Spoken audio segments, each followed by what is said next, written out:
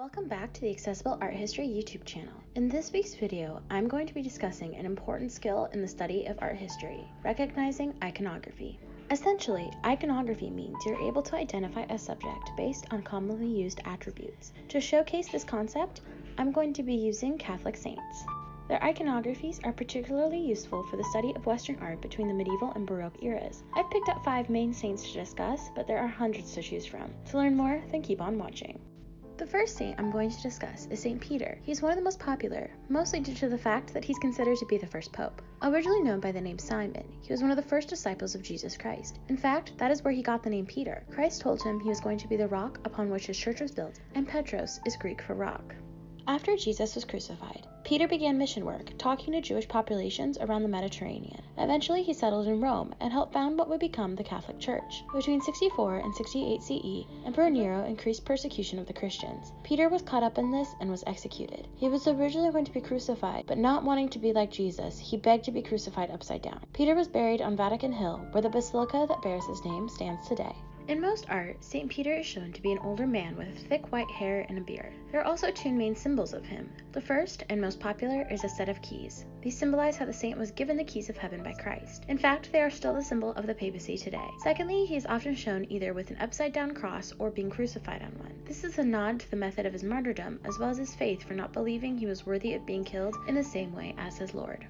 During the early years of Christianity, martyrdom was not an uncommon fate for adherents. One of the most famous martyrs is St. Catherine of Alexandria. She lived from around 287 to 305 CE in Egypt, as her name suggests. Stories of her intelligence are popular, which likely means she was a member of the noble class. When she was a teenager, Emperor Maxentius began persecuting Christians around the Roman Empire. She traveled to Rome to beg him to stop. He refused and imprisoned her. While imprisoned, the emperor ordered that she debate philosophers and pagan priests. His intent was to convert her because she would see the error of her ways, but according to the story, the Holy Spirit guided her and she spoke with elegance and conviction. The emperor was infuriated and ordered her to be tortured and executed using a giant spiked wheel. But Catherine, due to her faith, was able to break the wheel with a single touch. She was then beheaded. In the 6th century, Emperor Justinian ordered a monastery built in her honor. Angels were said to have miraculously translated her body there, but there are no remains today. But the monastery is still running today. Due to the first attempt at her execution, the spiked wheel has become the main iconographic symbol for St. Catherine. In fact, it is often called a Catherine wheel today. In addition, we also see her holding a palm leaf. This is not specific to her though. Martyrs were almost always shown with this device in order to denote their status of having died for their faith. In addition to being a saint, John the Baptist was also a prophet and the cousin of Jesus. He is considered to be a precursor to Christ. In one aspect, he's a precursor in a literal sense because he was born about 6 months before Christ. But he also helped pave the way for the Messiah by his teachings, and he baptized him in the Jordan River. His message attracted a small following of disciples similar to his cousin. However, John the Baptist would soon catch the eye of the authorities. He openly denounced the king of Israel, Herod Antipas. Herod had married his dead brother's wife, which was against Jewish law. John denounced this and was promptly arrested. Eventually, he would be beheaded for his transgressions. He is a popular saint across the world and has many churches dedicated to his honor.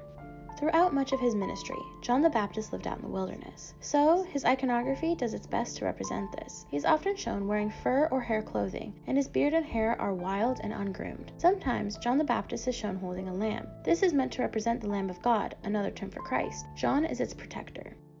Despite being the first person to see Christ after his resurrection, there is not much known about Mary Magdalene in her life. There are numerous women named Mary in the New Testament, and it is possible that their stories have been woven together over the centuries. In general, it is believed that Mary was one of the female disciples.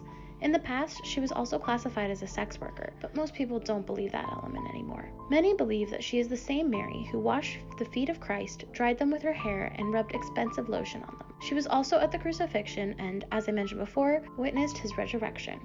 Due to the story of her washing and drying Jesus' feet, there are 2 main iconographic attributions to Mary Magdalene. The first is long, beautiful hair. The second is a jar, often made of alabaster, filled with the expensive ointment she applied afterwards.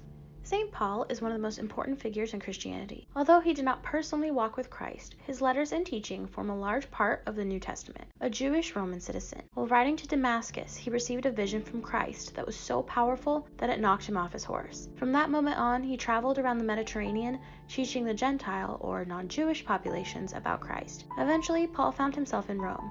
He was martyred around the same time as St. Peter via beheading by sword. Like St. Catherine of Alexandria, St. Paul is sometimes shown with a palm leaf to symbolize his martyrdom. He is also shown with a sword to show that he was beheaded. It's not uncommon to see St. Paul with either a book or writing utensils either. This iconography shows that he made significant contribution to the faith via his letters.